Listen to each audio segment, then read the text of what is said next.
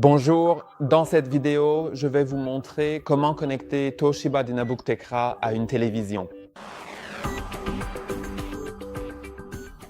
Il existe 3 méthodes pour le faire et chacune a des cas d'utilisation différents, donc je vais essayer de toutes les expliquer. La première est la plus fiable, il s'agit de la connexion par câble et vous pouvez, sur votre ordinateur portable, vous avez 3 ports qui prennent en charge la sortie vidéo. En fait, 2 d'entre eux sont des ports Thunderbolt sur le côté gauche. Le Thunderbolt, c'est simplement de l'USB-C. Donc, les ports USB-C prennent en charge la sortie vidéo. Mais il y a aussi le port HDMI juste à côté. Donc, vous pouvez utiliser l'un ou l'autre. Et l'autre extrémité du câble doit simplement correspondre à votre télévision. Très probablement, ce sera du HDMI, mais sur certaines télévisions plus anciennes, cela peut être du VGA ou du DVI. Et sur certains téléviseurs conçus pour le jeu, il peut y avoir le DisplayPort. Il vous suffit donc de trouver le bon câble. Et c'est la principale limitation de la méthode par câble. Il faut avoir un câble et être suffisamment proche de la télévision pour que le câble puisse atteindre votre ordinateur portable. Je vais le brancher avec l'USB-C parce que j'ai un adaptateur vers HDMI, mais vous pouvez aussi le connecter directement au port HDMI. Et lorsque je le connecte, je dois sélectionner la bonne source sur ma télévision. Donc, il suffit d'appuyer sur le bouton source de votre télécommande et ça va se connecter. Et au début, vous pouvez clairement voir que j'ai la même chose affichée sur les 2 écrans. Donc, si j'ouvre une certaine application, par exemple Microsoft Edge, alors elle s'ouvre sur les 2 appareils. Mais vous pouvez changer cela pour que les 2 écrans affichent des choses différentes ou par exemple que seule la télévision soit allumée et que l'écran de l'ordinateur portable soit éteint. Pour le faire, appuyez simultanément sur la touche Windows et la touche P de votre clavier, les 2 touches Windows et P. Cela ouvrira la fenêtre Projeter. Dans Projeter, vous pouvez choisir soit écran du PC uniquement, dupliquer, étendre ou second écran uniquement. Mettons-le sur Étendre maintenant.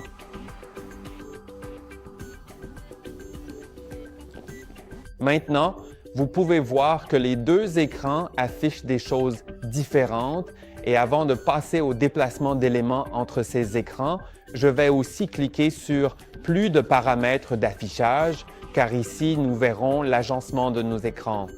Et maintenant, il est détecté comme si l'écran de l'ordinateur portable était à gauche de la télévision. Je peux donc simplement le faire glisser pour le déplacer vers le bas, puis appliquer. Et maintenant que je l'ai appliqué, je peux simplement déplacer la fenêtre vers ce second écran. Et vous pouvez voir que j'ai 2 fenêtres différentes sur 2 écrans.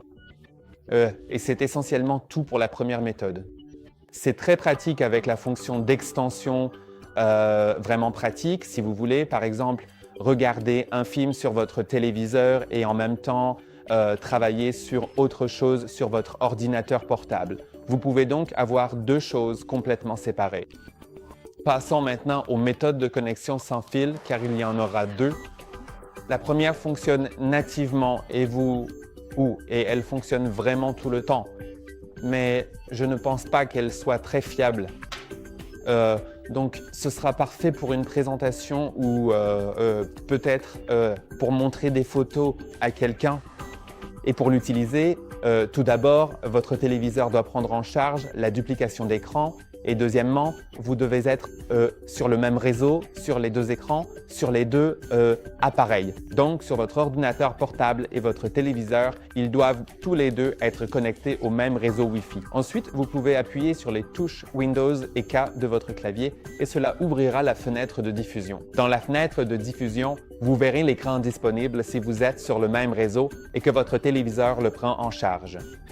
Ensuite, sur votre téléviseur, il se peut que vous deviez cliquer sur OK pour l'autoriser et le partage se fera.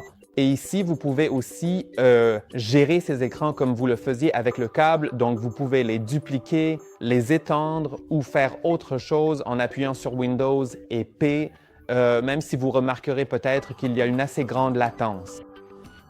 Et c'est parce qu'il s'agit d'une connexion sans fil. Donc, ce n'est pas idéal pour regarder des films ou jouer à des jeux. Je ne le recommanderais pas pour cela car cela ajoute de la latence à tout. Donc, je l'utiliserai uniquement pour des usages statiques, comme je l'ai dit, les présentations ou les photos. Et maintenant, passons à la dernière méthode qui est principalement disponible dans Google Chrome. C'est pourquoi je vais ouvrir l'application Google Chrome et je reviens vers vous dans un instant.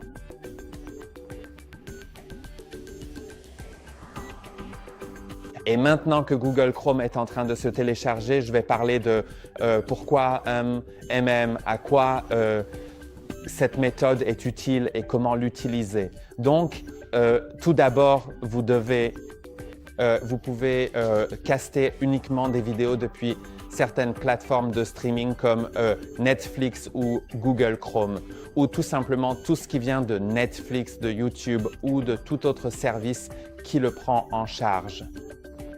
Et pour l'utiliser, il faut aussi que l'application de cette plateforme de streaming soit installée sur votre téléviseur. Donc, il faut que ce soit une Smart TV et qu'elle soit compatible.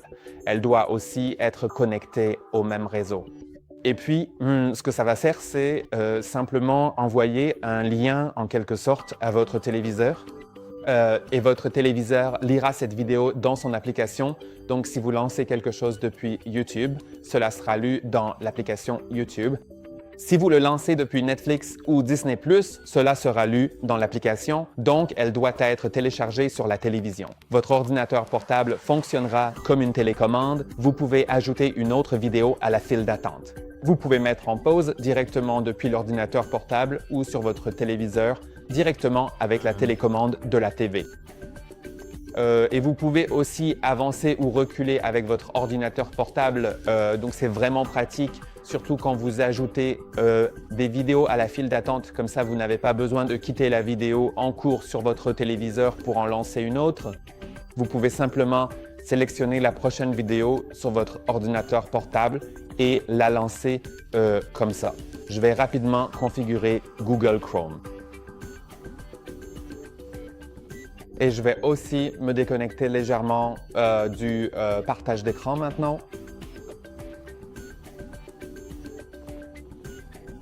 Et je vais aller directement sur YouTube. Vous pouvez bien sûr aussi utiliser une autre plateforme de streaming, mais je ne pense pas que j'ai Netflix d'installer sur la télévision, donc je vais juste aller sur YouTube.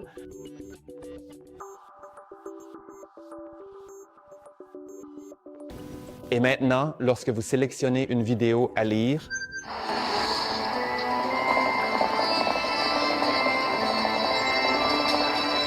devant moi se trouve JEP. Vous pouvez maintenant cliquer sur les 3 points en haut à droite de votre écran et sélectionner « Diffuser, enregistrer et partager ».